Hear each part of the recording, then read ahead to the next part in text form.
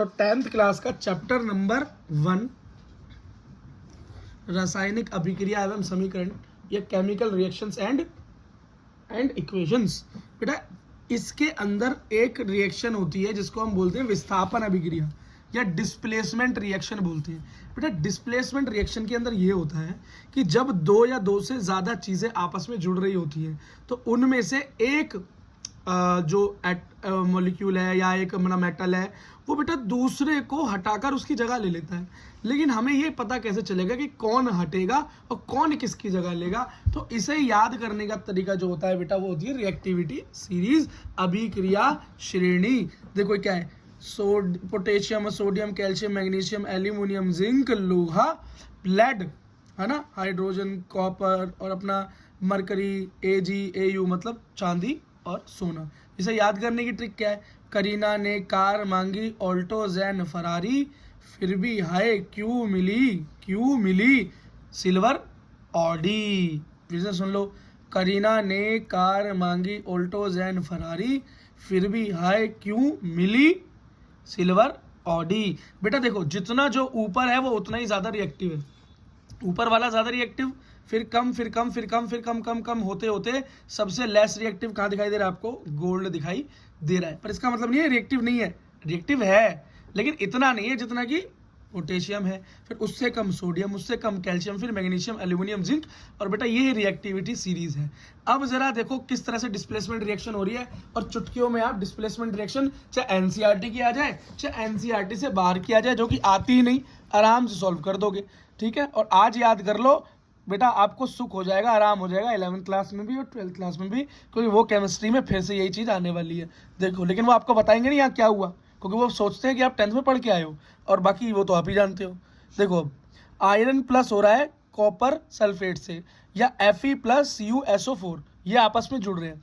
अब बेटा एक बात बताओ, आयरन ज़्यादा रिएक्टिव है लोहा या ये कॉपर ज़्यादा रिएक्टिव है? देखो कौन आता है ऊपर, कौन आता है नीचे, जरा रिएक्टिविटी सीरीज देखो, अभी याद नहीं होगी आपको। तो देखो आयरन आपका ऊपर आ रहा है ना, लोहा आपका ऊपर आ रहा है, आयरन आपका ऊपर आ रहा है, और देखो कॉपर कहाँ आ रहा है, कॉपर कहाँ आ रहा है? नीचे आ रहा है। कहाँ आ रहा है? नीचे आ रहा है। तो मतलब लोहा ज्यादा रिएक्टिव है। अब लोहा क्या करेगा? ताकतवर होने का फायदा उठाएगा और कॉपर से बोलेगा चल हट, और कॉपर को हटाकर खुद उसकी जगह सल्फाइड के साथ बैठ जाएगा और आयरन सल्फेट बना लेगा और कॉपर साइड में खड़ा देखता रहेगा।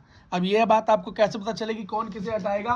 तो आपको पता चला कि आयरन ज्यादा ताकतवर है।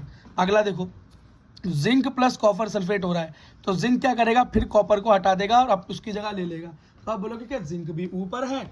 हाँ बेटा देखो ना, जिंक कहाँ पर है? देखो आयरन से भी ऊपर और कॉपर तो अपना नीचे है ही, तो जिंक कॉपर को हटा देगा और वही यहाँ पर हुआ। अगला देखो, Pb प्लस CuCl2 मतलब क्या लिख रहा है? Copper chloride. अब कॉपर क्लोराइड से जुड़ेगा कौन? लेड।